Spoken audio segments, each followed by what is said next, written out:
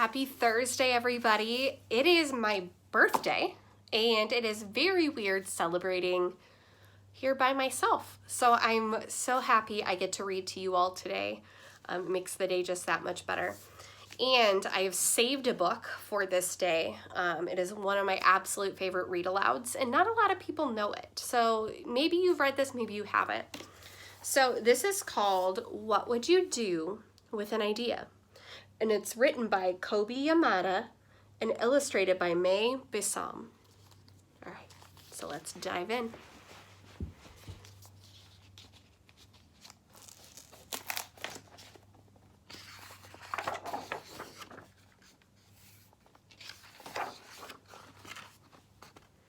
One day, I had an idea. Where did it come from? Why is it here? I wondered. What do you do with an idea? So this must be the idea. At first, I didn't think much of it. It seemed kind of strange and fragile. I didn't know what to do with it, so I just walked away from it. I acted like it didn't belong to me.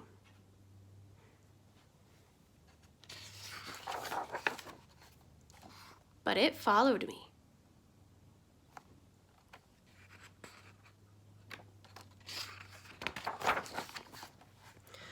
I was worried about what others would think. What would people say about my idea? I kept it to myself. I hid it away and didn't talk about it. I tried to act like everything was the same as it was before my idea showed up.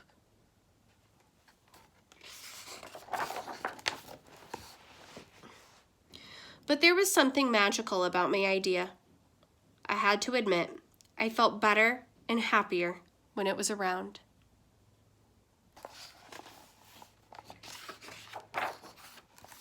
It wanted food. It wanted to play.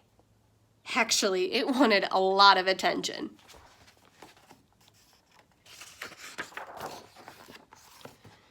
It grew bigger, and we became friends.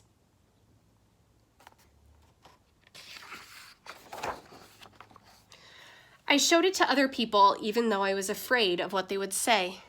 I was afraid that if people saw it, they would laugh at it. I was afraid they would think it was silly. And many of them did. They said it was no good. They said it was too weird.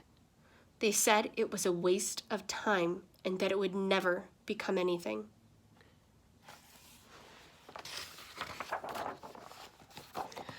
And at first I believed them. I actually thought about giving up on my idea. I almost listened to them.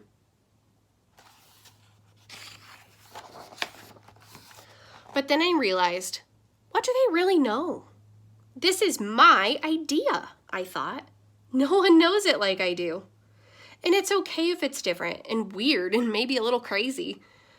I decided to protect it, to care for it. I fed it good food. I worked with it. I played with it. But most of all, I gave it my attention.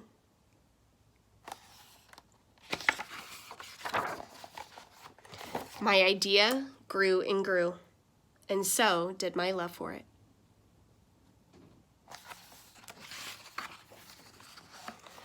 I built it a new house, one with an open roof where it could look up at the stars, a place where it could be safe to dream.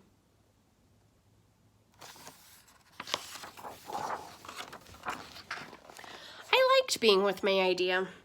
It made me feel more alive, like I could do anything. It encouraged me to think big, and then to think bigger. It shared its secrets with me. It showed me how to walk on my hands. Because, it said, it is good to have the ability to see things differently.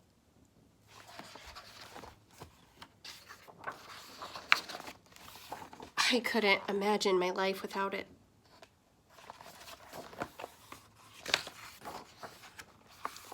Then one day, something amazing happened. My idea changed right before my very eyes. It spread its wings, took flight, and burst into the sky. I don't know how to describe it, but it went from being here to being everywhere. It wasn't just a part of me anymore. It was now a part of everything. And then I realized what you do with an idea. You change the world.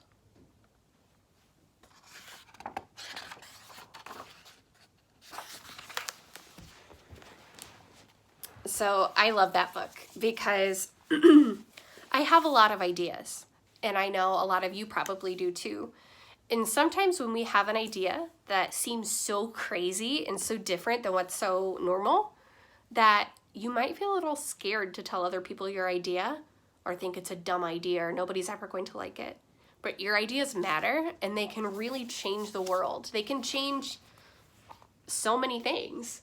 So if you have an idea, maybe it's to do something nice for someone else, or build something new, or draw something, or create a new invention, or write a story about something crazy, you need to pay attention to that idea because it matters.